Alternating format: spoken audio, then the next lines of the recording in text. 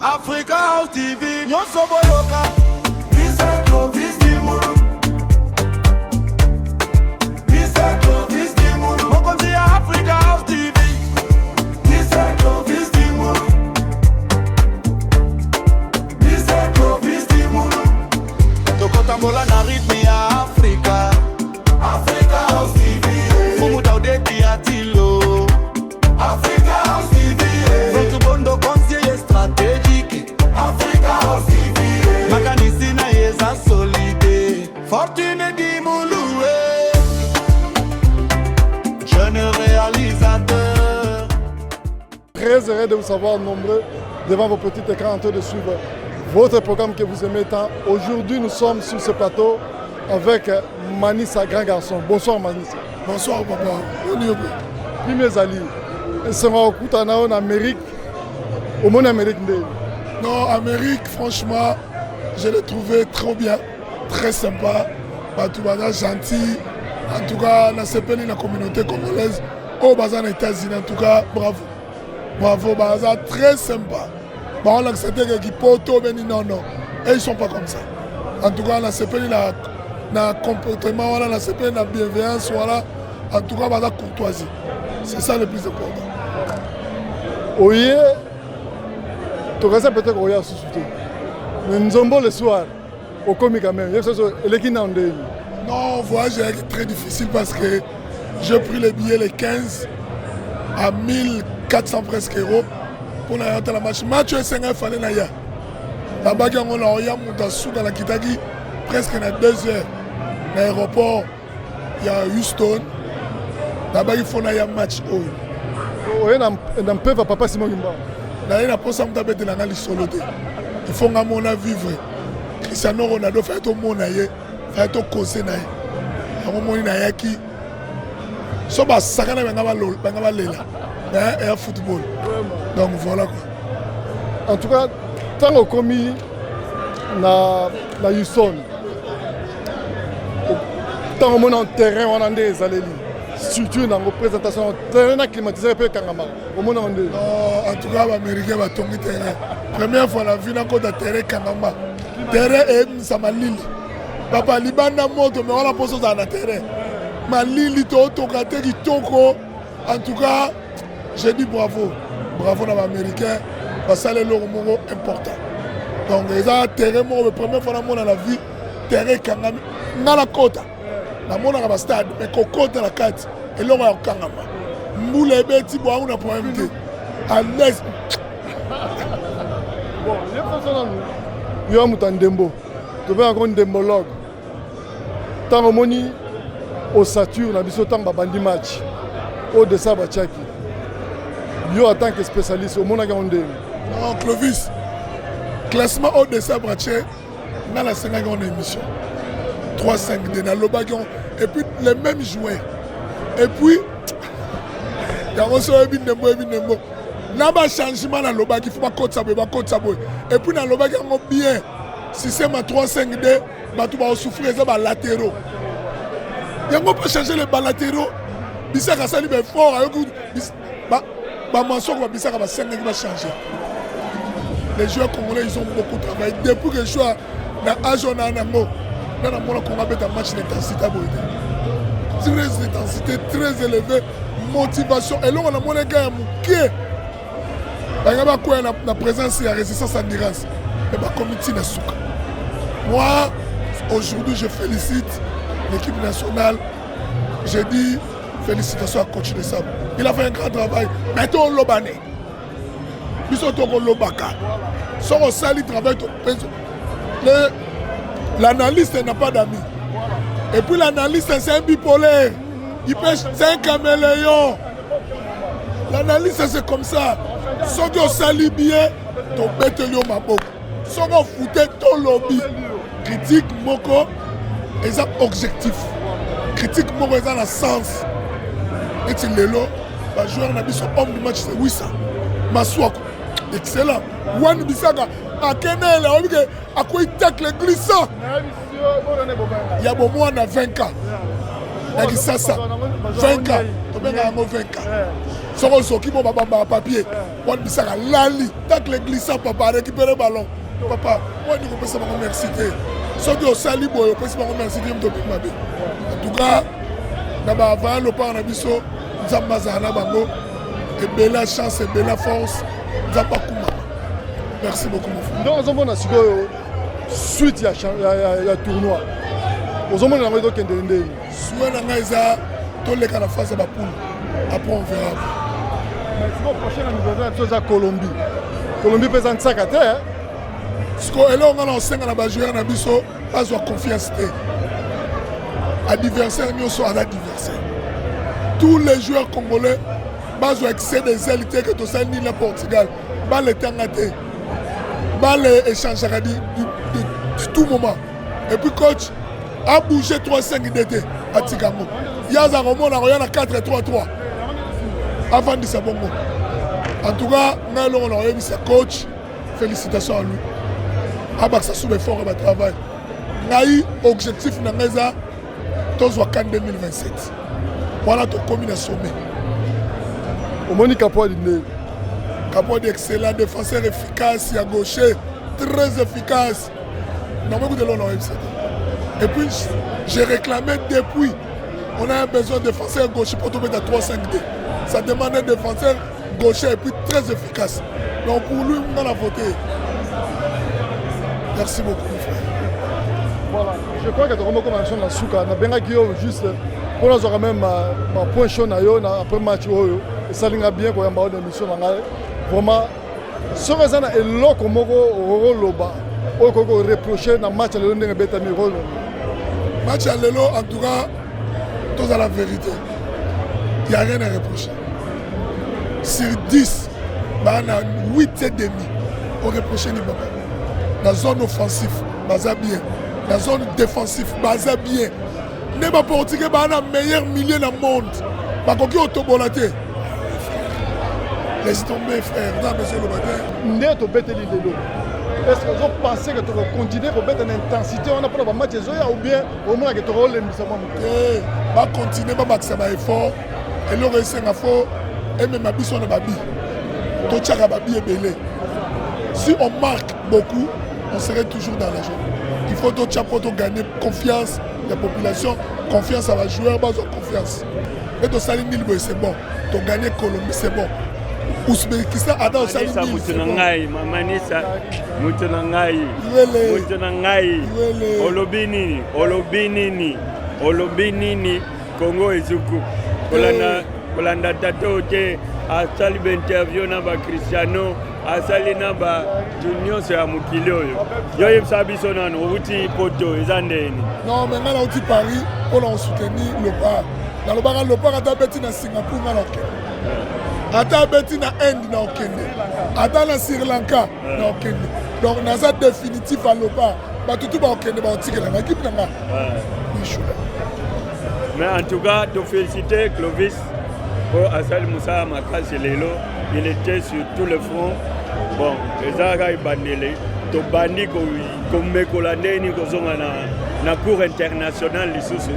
Vous serez là. On va continuer à faire vraiment des analyses. Je ne voulais pas déranger votre. Ton foot, tu traînes à 13, tu traînes à moins 13, donc tu salue. Allez, bonne continuité. Merci, les gars. Mon frère. Allez, je salue tous les amis de Parlons Sport. Parlons Sport, Anelka, Veka, Gary. Donc, love, we love you guys. Merci, merci. On a fait tout à l'heure. Tu traînes à moins 13. Donc là, si tu gagnes, si tu es au Kita. Faut foot à Nyonga Batou à la news. Faut foot à on a bien oui, ça à l'équipe Cristiano Talebou. À Mathias Ali détente. Voilà Ngidi papa, Ngidi.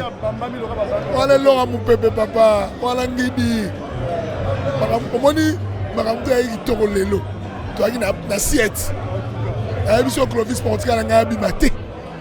Oh la émission tina yagi na biloko. Voilà, to comme na Souka Manisa pour nous libérer moi ba remerciement. En tout cas, napesi merci. Namasalanga Claude Chapa, napesi merci na Rodrigue Matende, place Obali Abala Aziza. Mon directeur Eli Okese, na ebisaki yoke to sala na hôtel. On dit bien ngo, yo kaka ngai nayebi football yo kaka nga très important. Merci beaucoup Clovis. Could you please introduce yourself before we get started? Yes, my name is Naomi Masangu Kong, and I am the CEO and I lead a team called Congo Directory. So how long have you been in America? Oh my goodness, we came to the US in 2001. When was like 1 year old, right? No, 2001, and it's been over 25 years now. Oh my goodness. Well, first and foremost, this is the first soccer game I've ever went to. Yes, really.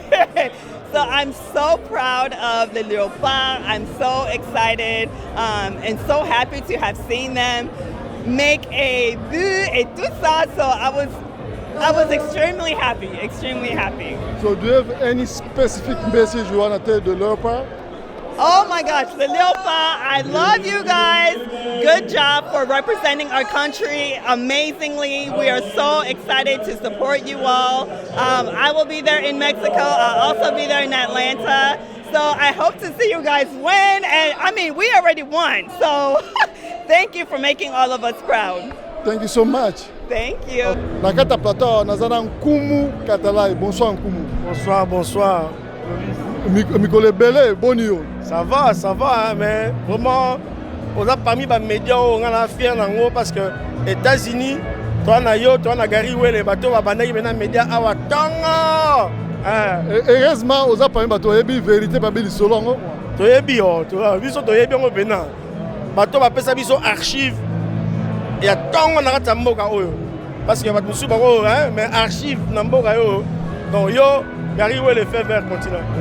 Nous sommes de taper n'amboro na map quoi. Bateau ba comment obimalelo c'est bien bon mais faut voir ba sous ce banda place ligne. Nous sommes à Diego Cao. Voilà. Toyambi le loi na plateau. On a ba des traditionnels problème les années quoi.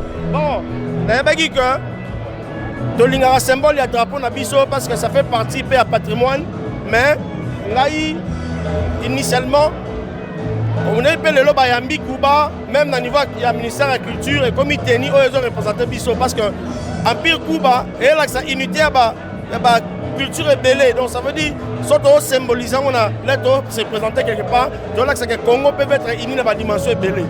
Les lots final que non boy mais à cause d'un opéra on a comme na stade 5 minutes après toucher. Voilà. Yefsanga Lelo Léopard et Betty contre Portugal. Avant le match, on a des statistiques, même à ma journaliste français, on a fait ça chance. On a fait au moins 20% de réussite dans le Léopard. Mais le Léopard est arrivé à contenir, disons, Portugal en échec. Sentiment des années dans la minute. Sentiment d'abord, c'est la fierté parce que Moussa a un boulot bien fait et moi, on a fait. Ça veut dire que Fédération Nabiso et atteindre maturité oyo monde dans les lots senga parce que comme on a bande on a besoin de na TV mais comme on a bango boy mais bayebi balé donc on a vraiment un sengo comme on a défense ba bombi Cristiano a bimi sous-souté on a évité sur la grand joueur là il peut monter la monter voilà au moins suite il y a championnat suite il y a tournoi aux autres rondes. Équipe pour joueurs, le pays est derrière vous, du leader suprême, Mokonjamboka, Anna Simalabino, Biso tout, papa, maman, bandeko, nous sommes derrière vous. Donc, ce que vous checkez, il y a un solo pour bouler Congo la Nini, vous connaissez l'histoire à Congo, vous connaissez la Bloa Boy, vous connaissez Nyo Soto, ok, Yesili. Voilà. Tooti kayo kende mais, toyebi que toyambi kumu katalai aux amuta musique. Le programme bon, Nayaki Awa, pendant ça la prestation un peu traditionnelle. Je crois que bouger R Nanga à 19h30, dans ça l'intervention percussive, na danse, na betambunda, mais dans danseuse orbina, bandeko pe beta, pourquoi pas qu'on région de bon un podium si le Nayaki a représenté Congo na Sika Expo à part pe qu'on kende ko tombola ba Léopard pour soutenir bango quoi. Voilà un dernier message pour les Congolais à travers le monde. Alors ça c'est un dernier message et puis moi je vais est-ce que besoin mon résultat à l'embo ezala uni résultat yango mondial eza plateforme boye o eza tombola comme na biso ezo tchapso la fierté tangu ya robeta tolo yango yo pour continuer à travailler sur unité donc bon dans la soudé parce que so bon ensemble dans ça na raté donc message nga na tinara yango wana donc besoin exemple yo dans la derrière équipe na biso d'auto soutenir bango jusqu'au bout mais tout ça la momentum oyo ne to en anglais momentum et galvaniser unité nationale. Merci beaucoup Kato. Tout ça on ça la émission oyo pour na Léopard. N'est-ce bino que na rosala un petit documentaire sur la participation de l'équipe nationale Léopard na mondial 2026. To bandaka na Houston déjà pour na biso ko betana Portugal ko ça match nul, c'est déjà quelque chose de positif. Alors sur ce plateau na zanga mokote na invité nanga na retourna pe point de vue na ye ndenga moni match à lelo mais avant toute chose on s'est présenté pour la Batozo Landa. Merci Novo Yambingaya. D'ailleurs ça va faire 2 années auto monanité et déjà je m'appelle Dieudonné Tassi. Je suis un ancien de Houston, ça va faire pratiquement 25 ans à Zawa. Alors ça a été un honneur pour la Bissau d'accueillir Coupe du Monde. Déjà au départ, le premier match de l'équipe nationale, ils ont fait en fait. Ils ont fait. Et moi personnellement, je n'ai pas vécu Coupe du Monde il y a 1974, voilà. Et mais ça a grand Ngembo de l'équipe nationale. Parenthèse Mouké, le grand frère Nassou Aroueba. Et ça si on a sanité les années 90, l'équipe nationale a interné dans la régie de Zo à côté de Kanchach. Voilà. Alors, petit que j'étais, souci n'angé Zalaga Namona, Kabongongo, Moutubile Santos. Et à l'époque, ils avaient porté ficheté, tout ça. Donc on allait très tôt le matin, côté à la bango, jusqu'au soir. Donc pour Nangaï, ils allaient essayer je ne sais pas, si on a un événement à Boé. Déjà, sur le plan de la prestation équipe nationale, en tout cas bravo, on s'attendait de moi et Bassa Bissou et Sengo. Au départ, tu m'as dit et on peut baser un peu complexe. Oui, la complexité c'est un peu trop fort parce que déjà ce sont des professionnels. Mais moi, il faut que je sois oui, déjà 5 premières minutes, Portugal a marqué. Mais côté Nazaki, coûte que coûte, on allait égaliser. En tout cas, prestation équipe nationale, et pour Nanga, ils ont surprise. Ils ont vraiment surprise. Et en tout cas, 8 sur 10. Oui, voilà. Nous avons abordé le premier match contre Portugal parce que dans les statistiques, dans les pronostics, on doit pas sa chance. On doit pas plus Portugal chance. Alors, nous avons dit Portugal to sali match nul. Pour le reste, il y a tournoi nous avons encore en Colombie, en Ouzbékistan. Pour le reste du tournoi, nous avons abordé le prochain match, c'est déjà dans Mexique. Voilà. Colombie est apprenable. Ouais, Colombie est vraiment apprenable. Et au reste de l'équipe, le plus grand match, c'est là qui match contre le Portugal. Et le reste de match, en tout cas, 3 points garantis. Donc on aura 7 points sur 9. Probabilité, ça peut être ma première poule. Ça dépendra de la bio-remarqué. Ça dépendra de la bio-remarqué. Et il faut te mettre sur le comme encore.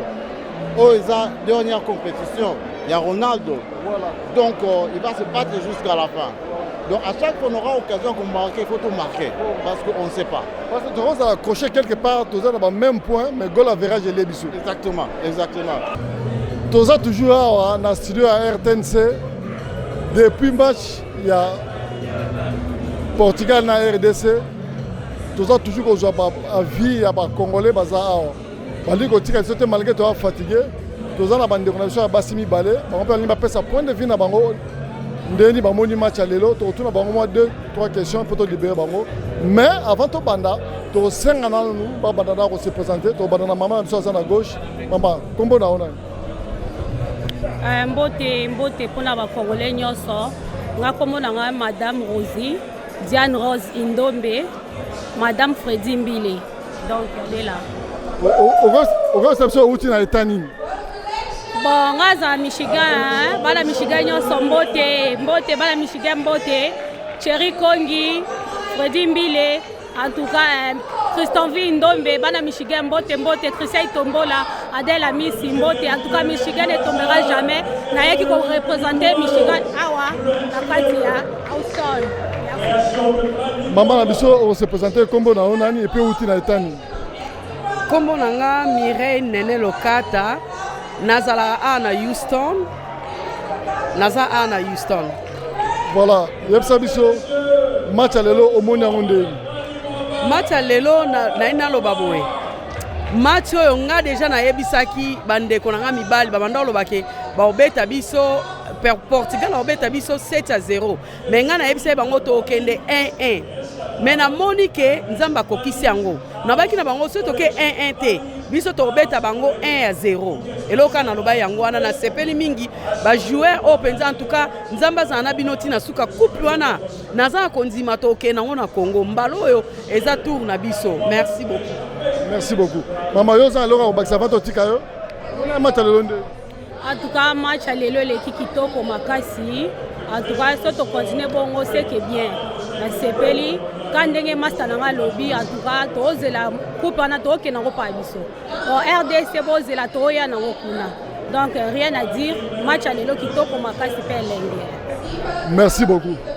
toza toujours na koyamba bande ko na biso ba congolais à travers le monde tokuta na Amérique ba congolais baza ebele toza wana mama na biso auti Kinshasa tokoti ka ebote pona respect afuti bien na ya auti Kinshasa pona soutenir Léopard yanga tolobaki toyamba ye toyokata liloba na ye moko na match ya lelo après cela toana mapinga na biso azali militaire américain mais base eza na Allemagne aye lisusu mpona kosupporter Léopard voilà totuna bango ne fils que une question na mutu moko pour que bapesa point de vue na bato bana na mama mbote pesa kombo na yo. Bonjour papa ngai nazali madame Landu Antoinette nafandi na Kinshasa naza mwana kitambo naye na Amérique mwana ngembo na biso bana kitambo oui nazaka na oya wana alors biso toza bana Miami loko babwakela biso déjà bayemba biso toza bana Miami abe na lobaki sorry nakoki koleka bongo te sans que na loba mwa liloba na futi billet na ye awa na kotaki le 14 nde na komaki na longwe le 13 na Kinshasa le 14 na komi awa le 17 mibeko ekwei kokota te mais lokola nzamba lobaki na koma na niata na kotaki lokola lidusu pe na fandi yango wana naza awa pona ko soutenir komona bana na biso na modèle oyo babeti baye awa yo futi tike oye awa boko pola nga lobi Cristiano azana makolo mibale ba joueur na biso pe baza makolo mibale toko niata ye lokola ndenge baniataka bakayasa biso toko banga ete me ye pe ko banga biso yango wana lelo nazangi maloba ya koloba pona komona réussite aboye toke na bango nil c'est que toko kendeti na suka. Merci beaucoup maman. Merci papa. Bonsoir mon frère. Bonsoir monsieur.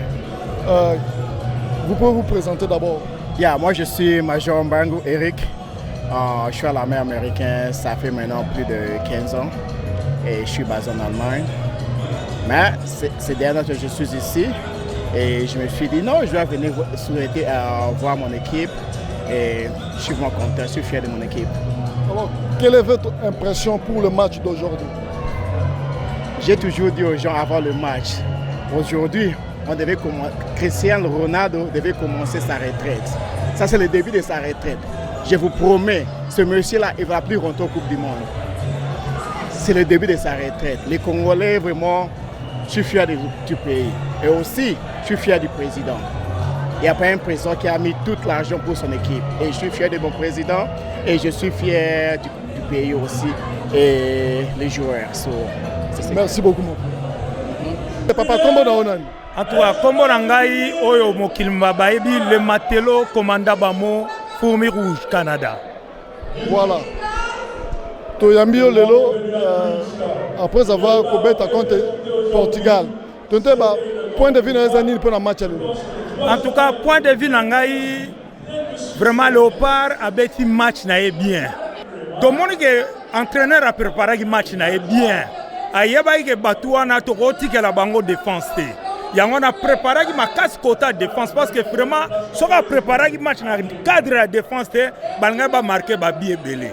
Mais en tout cas, Léopard a sali démonstration au étigalé historique et ici valeur. Il y a joueur international au monde entier bazarose la stade de Tondaki, ba fanatique les bayaki particulièrement joueur Tobengi Ronaldo. Donc vraiment, c'est historique. Léopard a sali ma solo kitoko. Donc au goût et petit espoir pour na ba match etikali na biso ba congolais pour tous à la peine de téléma. C'est ça. C'est un dernier message pour nous les Congolais, surtout qui à travers le monde pour soutenir le Léopard et puis pour le Léopard au Lobani. En tout cas, message est que le président de la République a outil qu'on souligne a outil qu'on insister à continuer à insister unité na biso ba Congolais. Pour le Léopard et Kende Liboso, même FRDC, même Bawazalendo, pour Mboke Kende Liboso, pour le président Kende Liboso, il faut tous à la unis. Et ça, message au président de la République, Raouti Kopesa. Ba Congolais, je pense que Oyo, Bazana Mitema, Yakomi Tungisa Makelo, pare pour là, parce que Balingi, président de la République, Nakanisi Tozo Monake, Fati Azaya Nzambe. Congo Ezaya Nzambe. Batika ko perdre temps, na futilité à Pamba.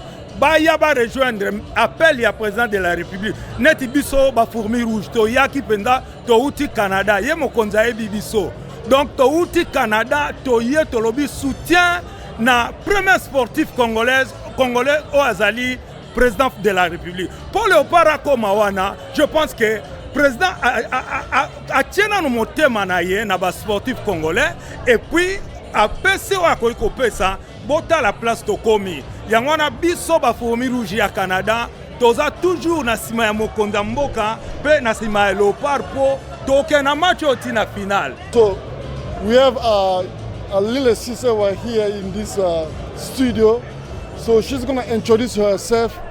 So can you tell us what is your name? My name is Gracia. Gracia who? Gracia Kibinda. Kibinda. So can you tell us, first of all, what do you know about Léopard? What do you know about this team?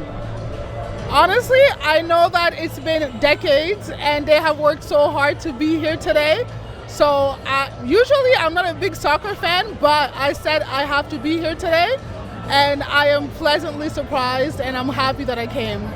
Well, the fact that they played so well, they fought a good fight, and they proved so many people, so many nations wrong. We were severely underestimated and we proved them wrong, and I couldn't be more proud. So that makes you a big fan of Léopard? Oh, absolutely. I'm not going to miss a game going forward. Really? Absolutely, I promise. I can promise you that. So first of all, you didn't tell me where are you from? I'm from Toronto, Canada. Really? So you flew from Canada to US just to watch the game? And that's how dedicated I was. Oh my God. Yes. Oh my God, I really appreciate that. I really appreciate it.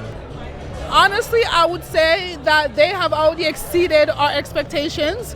So I would encourage them to keep working hard.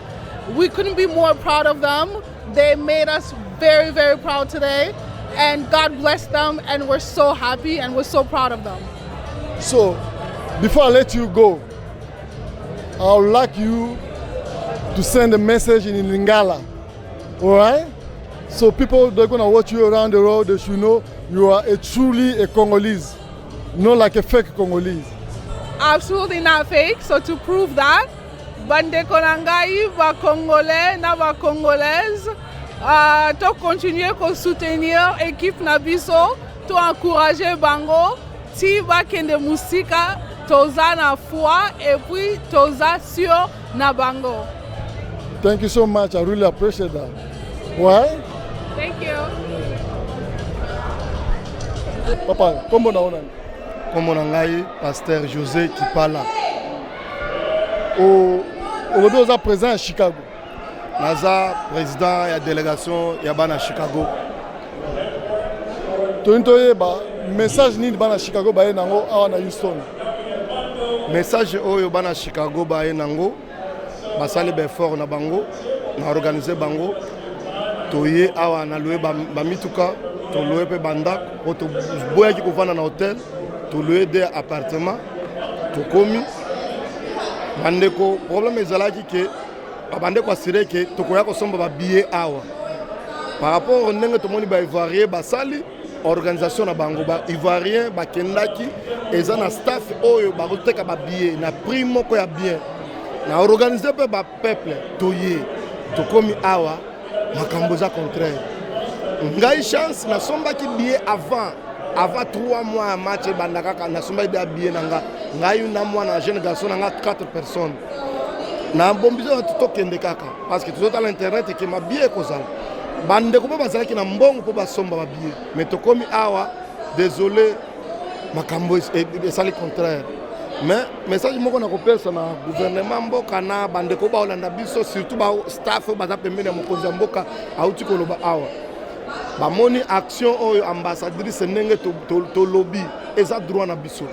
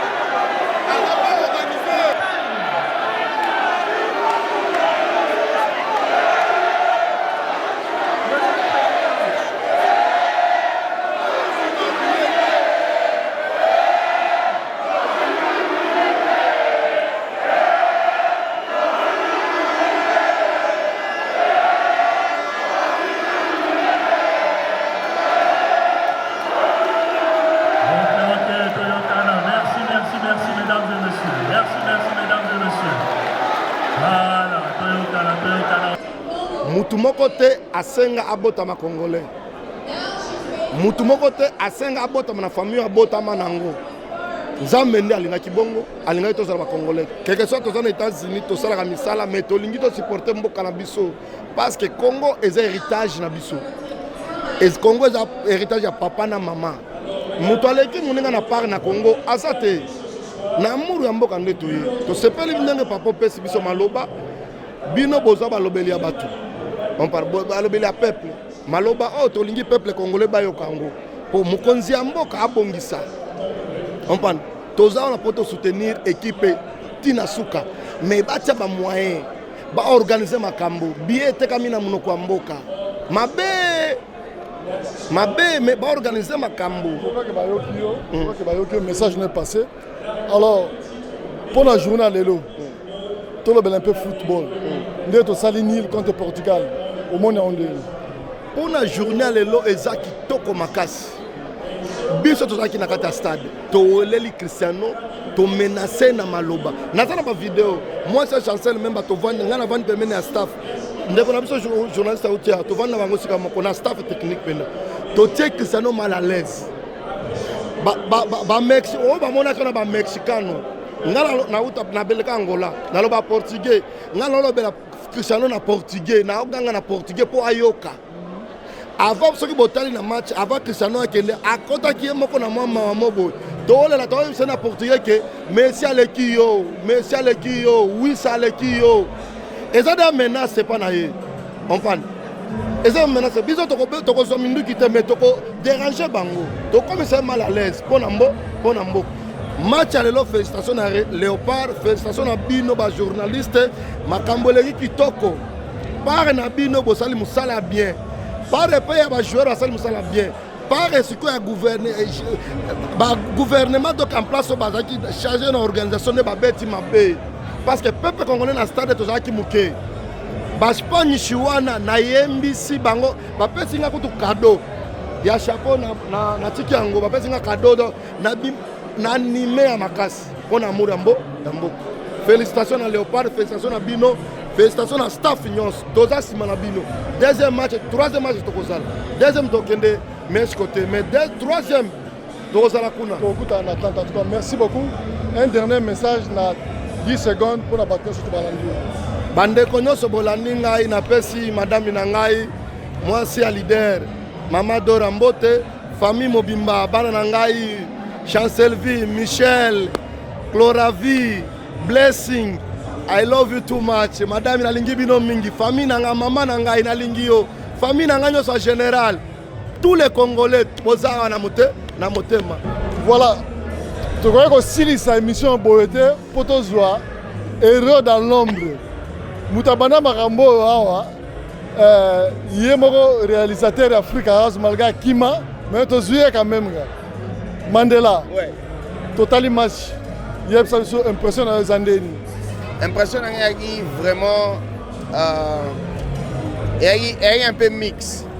Parce que premièrement, Kobe est contre Portugal. Portugal est 7e dans le classement mondial. Ils sont 42e. Mais aussi de l'autre côté, espoir. Il y a que toi, tu as team Moro Oyo, Bazaba jeune. Baba jeune et puis Babeta on a pas Cristiano complexe exagité et suivre aussi interview na bango avant match et puis c'est une confidence et puis au final ils ont prouvé la terrain. Bon si on ça bateau babana ko lopé ça biso chance tant ba statistique bazo ba non Léopard asa au moins na 10% de chance pour ça et Laurent Malonga. Ouais ça ba on na ça bango 10% bango ba bossa na 0 moko. Pas besoin d'un 0 moko. Et il a 100% de chance et te prouver que tu as terrain. Mais dans le côté, tu as gagné, on a une blague. On a une blague. Ah, Bakam. Bakam, on a bien 3 fois. Mexique, Atlanta, vous savez ce que vous n'êtes pas. Donc, on a tenté. Merci beaucoup, Mandela.